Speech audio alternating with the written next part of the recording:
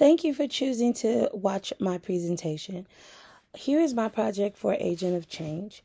I will be looking at how to use gamification, professional developments to help teachers and parents with filling in academic gaps with students in the classroom. The overview is the proposed change, what the research says, the implementation, the time frame, and my conclusion. The proposed change is to use gamification to fill in gaps.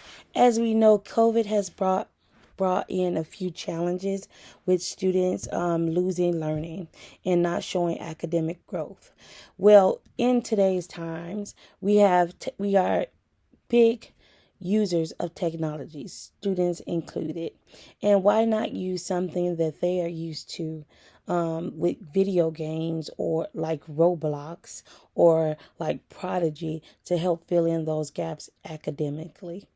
I've noticed in my teaching that a lot of teachers, new and upcoming teachers, and some old teachers shy away from using technology in the classroom because they think they overpower it.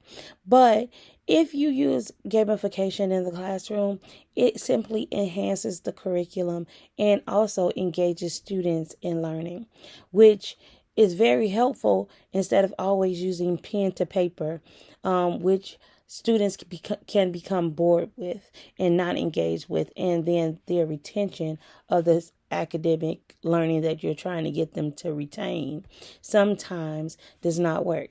So I thought in my school a need would be providing professional development to parents and teachers to evaluate, use the gamification tools outside and inside of school, and track students' growth for 2 weeks to see how students were retaining the information or they were growing in their learning.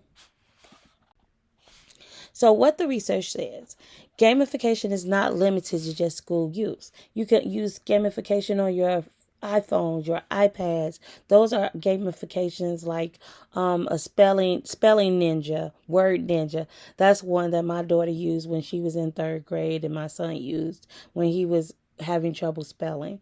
They offer engaging they will offer engaging things for students to retain information and to interact with the lessons.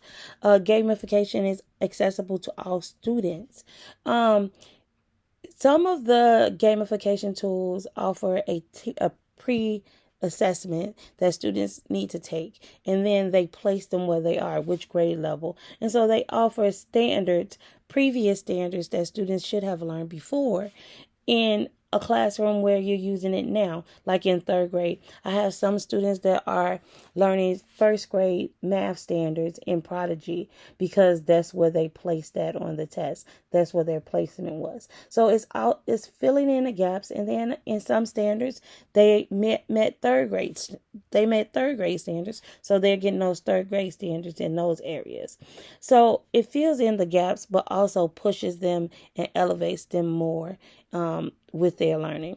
Gamification increases student academic engagement. Of course, students will be engaged with learning through video games or through a game-based or competition-based tool that not only challenges them, but challenges their friends. So they're always competing against themselves to be better academically. Gamification used in the classroom improves academic knowledge retention. If I'm playing what I like, I'm going to remember it.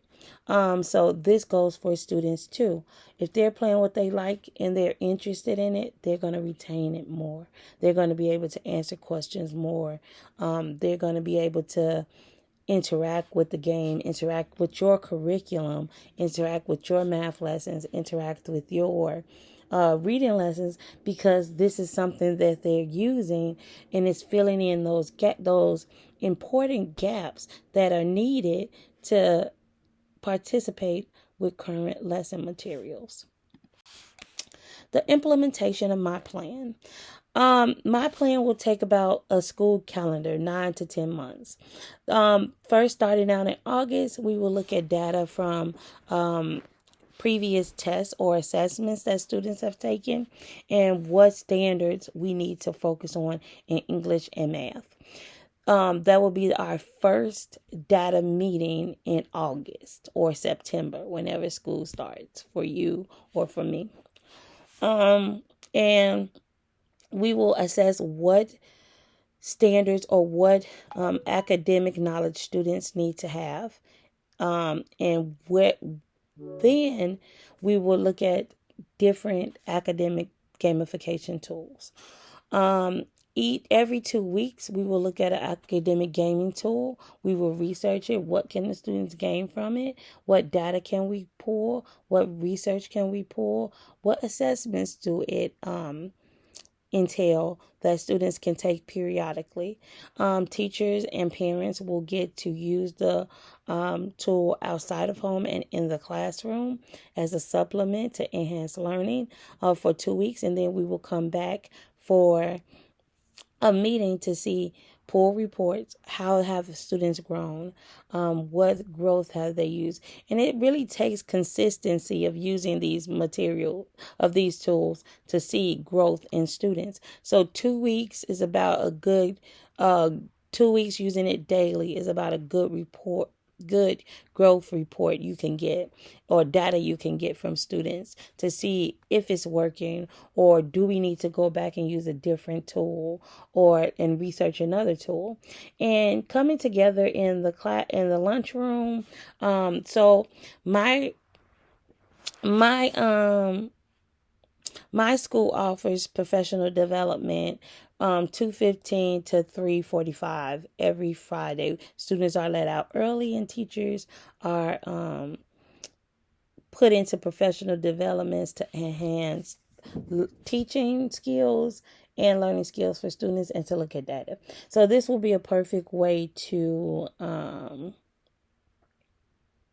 look at or to have professional developments with parents and teachers to look at different gamification tools that can enhance learning. So we would do every 2 weeks looking at different programs. We would come up with programs that are working effectively. And then at the end of the year in June, so this will happen from October to maybe May.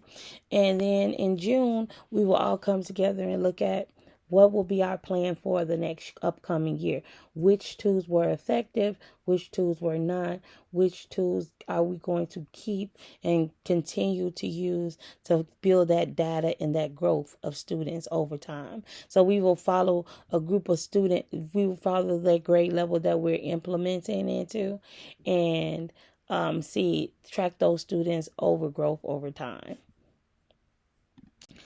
The time frame would be 9 to 10 months. Teachers will meet on our Fridays every Friday or every other Friday, depending on the tool and the data we need to look at. We will meet in the lunchroom. Teachers and staff teachers already have school computers, and parents will be allowed to use those school computers to look at the gamification tools that we have. Then we would look at materials, and I find it best if it's not just one person up there talking, but we're all digging into the talking. It's everybody's learning. It's everybody's job to look at the research, to look at the data, to look at the programs, to look at the tools, to look at the data.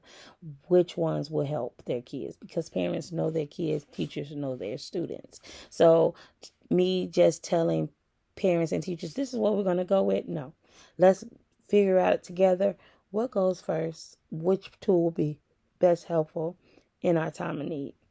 And so, like I said, this will be 9 to 10 months.